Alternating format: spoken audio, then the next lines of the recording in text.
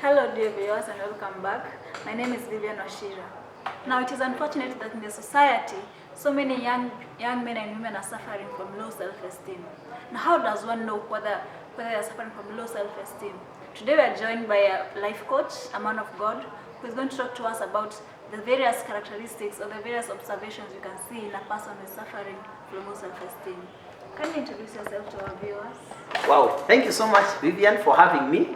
I am grateful for inviting me and expecting me to explain a few things. Now, you have asked me how we can know that a person is suffering from low self-esteem. I will be explaining a number of characteristics that you can know that the person is suffering from low self-esteem. Number one, how can you know that a person is suffering from low self-esteem? A person suffering from low self-esteem is always trying to please others. They rarely mind about their life. They are always trying to please others. In short, we say that a person suffering from low self-esteem, they do not have the word no in their dictionary. Because saying no to them is like disappointing the other person. Therefore, you find that they are unable to say no. So whichever thing you tell them to do, you find that they go to do. An example, ask them to go to drink, they will go. Ask them to go somewhere, they will go. They don't mind about themselves. They may suffer going where they are not willing, but in the process, you find that they are doing it. Not because they are willing, but because they are not able to say no. They are not able to say no. So they always try to please others. So one of the characteristics we can know is that a person who is trying to please others, who is not able to say no, then that person is likely to be suffering from low self-esteem. Number two, you find that a person suffering from low self-esteem, they over-apologize. They over-apologize of everything.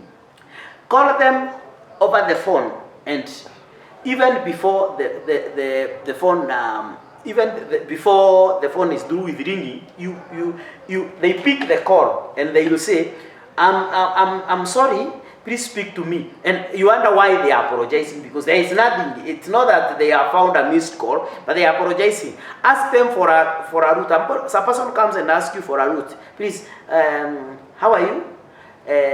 I'm sorry, where is the route to the market? Where is the route to the town? We wonder why they are apologizing. They over-apologize over everything because they feel like they have offended a person. That's the second characteristic of a person suffering from low self-esteem. Though that characteristic is not for everyone, but at least around 85% of the people who suffer from low self-esteem are not able to use non-verbal cues. That is the hands. They are not able to use the hands or any other non-verbal cues through their speaking. Either hands or whichever way, where you use your non-verbal cues to communicate. They only use their mouth to speak. They are not able. Why? They do what they speak when their hands are resting at one place, because maybe they are feeling like when they do that, like they are being offensive. So they want to be humble. That is not humility. It is not humility. It is called low self-esteem. They think that it is humility, but it is not. A person suffering from low self-esteem, they do not use non-verbal cues. Number four, a person suffering from low self-esteem, they are very critical. Very critical, I mean, they are very sensitive. And because they do not love themselves, they are very sensitive over others. They hate themselves. And because also the Bible says that love your neighbor as you love yourself. So if you do not love yourself, what will happen? You will not love your neighbor. And therefore you will find yourself gossiping your neighbors, judging your neighbors. And therefore you can say that any person who is suffering from low self-esteem, they are very judgmental. They gossip.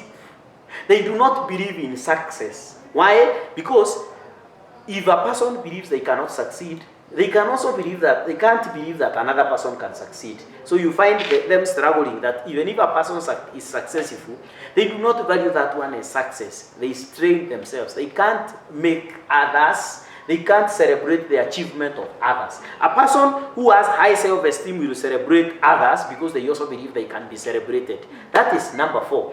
Number five, they are fearful of failure. Very fearful of failure. You'll find a person suffering from low self-esteem will ask themselves, what if I marry? Then we divorce. So they are not able to marry. because they are wondering whether they are likely to divorce. What if I marry, then we separate? What if I get pregnant and then I lose the child? What if? They are always there asking themselves so many questions. What if I start a business and then it fails?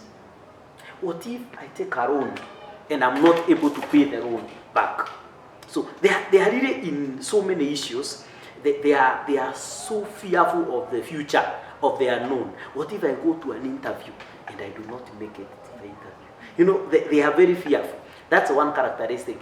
Number 6 characteristic, that they are very hostile. Very hostile. And this hostility is a cover-up. Cover-up for something that is within them. For example, somebody cannot reason and fight at the same time.